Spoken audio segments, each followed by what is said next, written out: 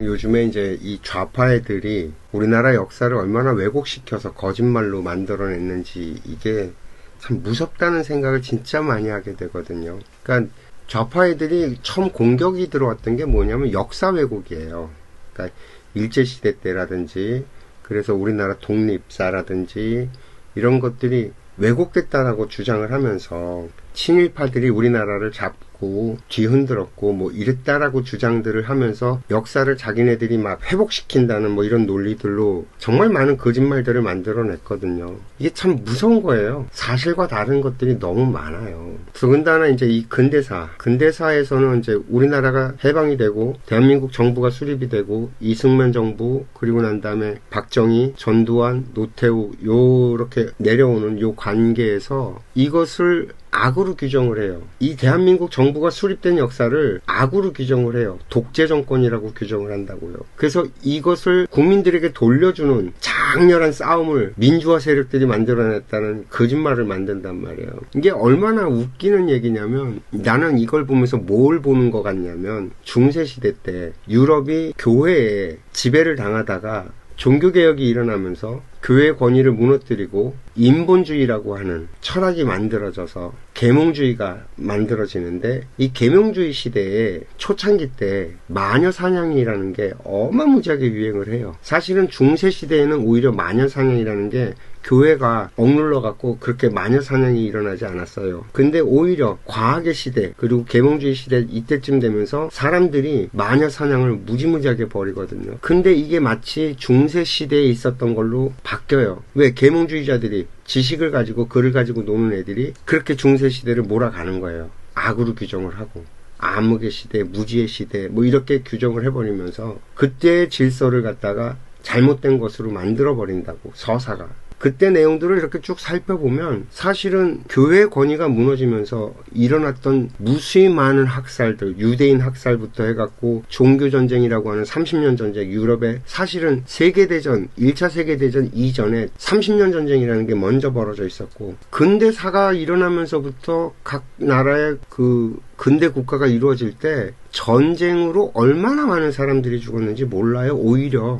근데 이런 거는 싹 빠져버리는 거야. 똑같아 우리나라도. 글을 알고 지식을 가지고 논다라는 애들이 과거는 나쁜 거 그렇게 규정을 해놓고 자기네들이 정의로운 사람으로 둔갑을 시켜서 사람들한테 세뇌시킨다고. 되게 이상해요. 나는 이 논리들이 그때 당시에 전 세계적으로 전두환 정권 시절도 마찬가지예요. 군사 정권이 독재 정권이라고 자꾸 그러는데 과연 우리나라가 독재 정권이었을까? 다른 나라의 독재 정권이라고 하는 것과 비교를 해보면요. 우리나라는 독재 정권이라고 하기 되게 묘해요. 물론 군인 출신들이 대통령을 하는 구조였기는 해요. 그게 뭐 정상적이라고 내가 얘기하는 건 아니지만 우리나라 같은 경우에는 좀 특수성이 있단 말이에요. 진짜 한국전쟁을 치르고 나서 분단되어서 아직도 전쟁이 휴전을 하고 있을 뿐이었지 진행 중이었단 말이에요. 그리고 전 세계 냉전 시대에 가장 첨예하게 대립을 하고 있던 국가가 우리나라예요. 독일보다도 더 했다고 우리는. 그 첨예한 대립이. 그러던 그 당시의 상황을 놓고 봤을 때 군바리들이 대통령을 해먹었다고 해서 우리나라에 피해가 갔냐? 우리나라 국민들한테 피해가 간 건 없어요. 그러면 이 군바리들이 정치를 잘못했냐? 아니요. 군바리들이 정치를 오히려 더 잘했어요. 왜? 국가의 미래를 책임지고 국가를 미래를 향해서 달려가는 일들은 오히려 걔네들이 훨씬 더 잘했어요. 박정희도 경부고속도로 깔고 중장기적인 계획을 갖고 국가개발 5개년 계획이라는 걸 세워갖고 차근차근 전문가들을 기용을 해서 자기가 직접 한 게 아니라 전문가들을 기용을 해서 했다고요. 전두환이 노태우 시절도 마찬가지예요. 경제대통령 따로 있다라고 얘기할 정도로 중용을 한 사람들이 있단 말이야. 기술 발전에 관련돼선 지금 현재 내가 제일 웃긴 이 얘기 하려고서 내가 그 얘기를 꺼낸 건데 내가 제일 어이가 없는 게 김대중 대통령 시절에 초고속 인터넷 인프라를 깔아갖고 우리나라가 IT 강국이 됐다. 이게 현재 보통 사람들이 누구나 다 하는 얘기예요. 내가 속으로 무슨 말 같지도 않은 개소리야 저게 라는 생각이 드는 게 너무 많은 게 봐요. 김대중 대통령이 나이가 그때 70? 이 정도 됐다고. 무슨 미래를 내다보고 선견지명이 있어서 그 사람이 초고속 인터넷 인프라를 깔아. 말도 안 되는 소리야 이게. 이 초고속 인터넷 인프라를 갖다가 계획한 거는요, 군사정권 시절에 중용되었던 군발이야. 이 정말 핵심 인물이 있는데 오용이라는 양반이 있어. 성이 오씨고 이름이 용이야. 이 양반이 육사 18기인가 그래. 그러니까 육사 18기면은 그 하나회, 전두환이 노태우 하나회에 정말 핵심, 그러니까 그 윗대가리들 말고, 전두환이 노태우 그쪽 말고, 그 라인 말고, 그 밑에 기수들 이래갖고, 그 군사정권 내에서 그 구태타를 일으킬 때도 핵심 라인들이거든. 그 18기야. 육사 18기 출신이라고. 물론 하나회 소속은 아니야. 근데 이 사람이 특이한 게 뭐냐면, 육사를 나오고 난 다음에 미국으로 유학을 가요. 그래서 공대를 가서 공학을 공부하고 돌아와요. 근데 이 오용이라는 사람을 누가 발탁을 해요? 군바리들이 발탁을 한 거예요. 전두환이 노태우 그 하나회 라인이 동기고, 미국 유학 갔다 왔고 기술자고 과학 기술자니까 오용을 발탁을 해요. 그래서 그때 최신부라는 게 있었어요. 그때는 그 최신부 장관을 했었나 뭐 그러고요. 또 이 양반이 뭘 기획해서 했냐면 대전 엑스포를 기획해 갖고서 총괄 책임을 맡았던 사람이에요. 40년생이니까. 그래서 이 양반이 그 정부 내에서 정말 핵심 라인을 차지하고 있었는데, 이 양반이 만약에 육사 출신이 아니었는, 군발이가 아니었는데도 그 자리를 갔을까? 그러지 않아요. 그러니까 군발이었기 때문에 그렇게 발탁이 된 거고, 다행스럽게 이 사람이 미래를 내다보는, 미국에 가서 유학하고 왔기 때문에 그때 당시에 미국이 어떻게 돌아가고 있는지를 보고 왔기 때문에 우리나라가 어떻게 가야 된다라는 이런 것들이 있었던 사람이었다고. 그래서 최신부에서 이게 이름을 뭘로, 정보통신부로, 최신부에서 정보통신부로 이름을 바꿔서 체급을 키우게 된 게 김영삼 정권이에요. 김대중이 정부 때 한 게 아니라니까. 김영삼이가 그때 뭐에 꽂혀 있었냐면 세계화에 꽂혀 있었다고. 그래서 클린턴을 만나고 와서 우리가 프렌드 친구가 됐다 이러면서 막 그것 때문에 김영삼이가 세계화에 꽂혀갖고 그 금융실명제라든지 이런 것들을 해갖고 우리나라 IMF가 올 수밖에 없는 그 구도를 만드는 게, 지가 대통령 하면서 자기가 정말 그 역사에 남을 그런 대통령이 되려고 별 지랄 발광을 다 떨은 거야. 그러니까 그런 욕심이 있으니까 클린턴 정부가 그때 내세우고 있었던 게 뭐였냐면, 정보고속도로라는 걸 클린턴 정부가 내세우고 있었다고. 그러니까 정보 세계화 이런 것들이 인터넷으로 해서 고속 인터넷으로 해갖고서 막 이런 것들이 세계의 미래에 지향하는 이런 것들이 있었단 말이야. 그러니까 김영삼이가 정보통신 쪽에 관심을 갖은 거야. 그래서 정보통신부가 만들어져. 이 정보통신부가 만들어지고 최신부에서 정보통신부로 넘어오고, 정보통신부에서 앞으로 미래의 인터넷 인프라가 이렇게 돼가고 할 거를 갖다가 이미 계획을 하고 설계를 하고 있었었어. 김영삼 정부에서 이미 거기에는 오용과 같은 사령관들이 활동을 하고 있었단 말이야. 그렇게 우리나라가 흘러가야 된다고. 그 오용 장관 같은 경우에는 김영삼 정부에서도 굉장히 중요한 역할을 맡고 있었었다고. 군부 출신인데도 불구하고, 하나회가 그렇게 다 숙청이 되는데도 불구하고 살아남은 거야. 그리고 나서 김대중 정부가 들어왔어. IMF는 터졌어. 뭐 난리 부르스인데 무슨 김대중이가 뭐 미래를 내다보고 초고속 개똥 같은 소리라고. 이게 좌파애들이 만들어놓은 환상인 거야. 그때 당시에 김대중 정부가 두 가지 사업을 갖다가 추진을 했어요. 하나가 그 초고속 인터넷 사업이고 하나가 대북 사업이에요. 남북 교류해갖고. 이 두 개에서 전부 다 아들놈이며 그 밑에 장관들이며 전부 다 로비를 받아갖고 다 감옥 갔어. 김대중이만 안 갔어. 김대중 정부에서 밀었던 두 가지 사업에서 다 돈을 받아먹었다고. 이 말은 그 깊은 의미가 뭐냐면요, 기존에 판때기가 깔려있는 것들, 기득권들이 다 있어서 하는 사업에는 돈이 안 생긴다는 얘기예요. 자기네들이 정권을 잡아도. 그러면 뭔가 새 판을 벌리고 새 판을 짤 때 거기서 새로 들어오는 애들한테서 돈을 먹을 수 있는 거예요, 구조적으로. 그래서 정보통신 사업을 설정을 해서 초고속 인터넷 사업을 벌린 거예요. 먹거리를 만들어내기 위해서. 무슨 선견지명이 있어갖고서는 뭐 초고속 인터넷 광케이블 개똥 같은. 나는 이런 얘기들을 보면 정말 미치고 오글거리는 거예요. 이 좌파애들의 뇌구조가. 그 판을 깔은 건 오용과 같은 기술 관료들이에요. 우리나라에 그 당시에 최고 엘리트들이 거기에 있었던 거예요. 그 현장에. 그래서 미래를 내다보면서 정말 나라를 걱정하고, 그래서 역대 대통령들을 이렇게 쭉 보잖아요. 그러면 진짜 대통령은 옛날에 있었지 지금 없어요. 전두환이가 쿠데타를 통해서 정권을 잡았어. 박정희가 쿠데타를 통해서 정권을 잡았어. 근데 그 사람들은 진짜 나라를 걱정하면서 나라를 위해서 일을 했어. 군사 정권이 독재가 아니었다니까. 독재라고 하기에는 우리나라 너무 자유스러웠다니까. 정부를 틀어쥐고 있는 거 요거 하나만 보면 독재 정권이 맞지. 그렇게 놓고 보면 왜 흔들리지가 않으니까. 정권, 권력에 욕심 있는 놈들이 볼 때는 독재국가 맞아. 그러니까 김대중이, 김영삼이 볼 땐 독재 정권이 맞고 국민들한테는 독재 정권이 아니었다니까. 그래서 역사를 내가 살아온 역사야. 나는 내가 어렸을 때부터 쭉 자라면서 봐왔던 역사란 말이야. 난 전두환이 대통령 뭐 되는 걸 다 봤고, 노태우 대통령 되는 거 봤고, 6.29도 경험했고, 다 똑같이 살아왔단 말이야. 너희들이랑 똑같은 인생을 대한민국이란 땅에서 똑같이 경험하면서 살아왔는데 왜 내가 기억하는 것과 너희들이 기억하는 게 다르냐는 거야. 난 지금 되게 이상해. 지난 30년 동안, 30년 동안 내가 살아오면서 사람들의 변화를 나는 지켜보잖아요. 되게 이상해.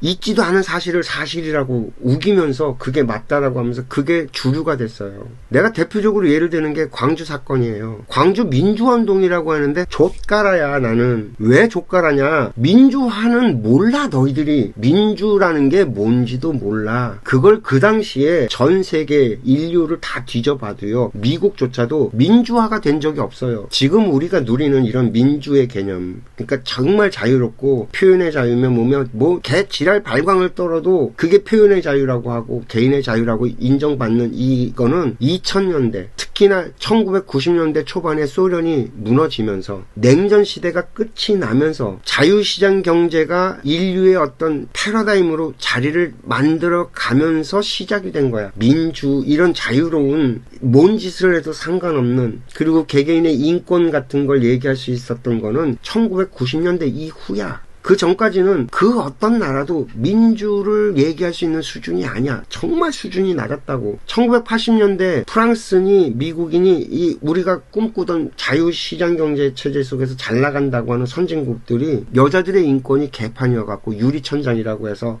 영화로도 만들어져서 그게 사회 문제화되고 막 그러던 시절이야. 근데 우리나라에서 뭘 안다고. 무슨 민주화 운동을 해. 누가 민주화 운동을 한 거야. 민주화 운동을 한 적이 없어. 우리나라는 단 한 번도. 진짜 민주화 운동은 지금 현재 2026년에 잠실에서 일어나고 있지. 진짜 민주화 운동은 그게 민주화 운동이지, 저건 민주화 운동이 아니에요. 광주가 무슨 민주화 운동이야. 그건 개소리지. 왜 이런 현상이 벌어지냐면 되게 간단해요. 학교에 있는 애들, 교수들, 학계에 있는 애들이 전부 다 좌경화돼 있어요. 이거 참 미치고 환장하겠는 게 이거예요. 뭐냐면 지금 이런 서사들, 이런 이야기들을 만들어내는 애들이 전부 다 그런 쪽에 있는 애들인데, 지식인이라고 하는 부류들인데, 얘네들이 전부 다 좌경화가 돼 있는데 이걸 모르는 거예요. 우리가 왜 모르냐.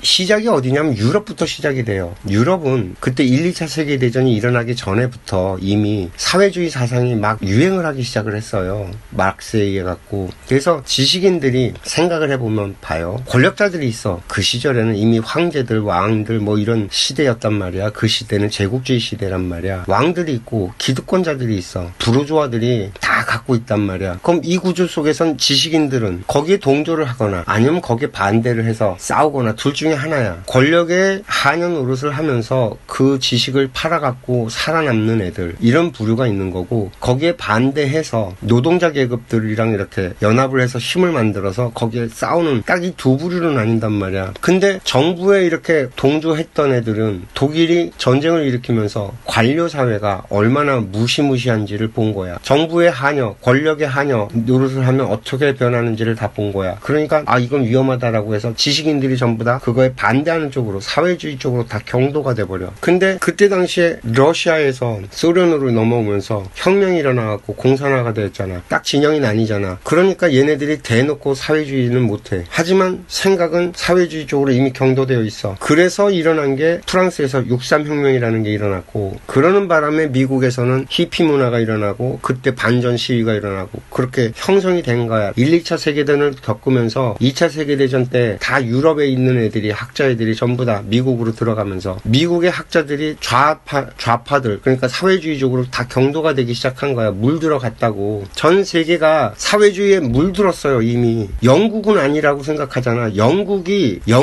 처칠이 2차 세계대전에서 승리를 해놓고도 총리에서 떨어져요. 왜 떨어지냐면 페이비언 협회라는 애들이 있어갖고 얘네들은 사회주의적인 사고방식을 있어요. 그러니까 사실 사회주의자들도 아니야. 굉장한 엘리트주의자들이야. 자기네들이 이 국가를 미래를 내다보고 국가를 왜 인민은 무식하니까 국민은 무식하니까 자기네들이 이 설계를 해서 이 제국주의가 계속 영원히 번영할 수 있게끔 만들어야 된다라는 이런 사상을 갖고 있었다고. 그러면 국민들을 어떻게 통제하고 다스려야 될까? 여기에 약이 필요한 거야. 국민들의 지지를 얻을 수 있는. 그게 복지라는 이름으로 사회주의를 탈바꿈시켜서 만들어 놓은 거야. 전 국민이 의료복지, 전 국민이 그리고 국영기업으로 전부 다 바꾸고. 영국 아주 골 때리는 나라라니까. 아주 특이한 나라예요. 전 세계에 없는 아주 독특한 나라예요. 이걸 설계한 게 누구냐? 페이비언 협회야. 근데 이 페이비언 협회가 어떤 곳이냐면 엘리트주의자들이라고 관료주의자들이고 사회주의적인 방법론을 갖고 와갖고 교묘하게 이렇게 뒤집어 써갖고 복지라는 이름을 바꿔낸 게 영국이야. 그게 어디로 넘어가냐면 미국으로 넘어가서 루즈벨트의 뉴딜 정책이라고 하는 게 페이비언 협회에서 파생돼 나간 거예요. 그러니까 전부 다 사회주의적인 것들을 전 세계가 다 야금야금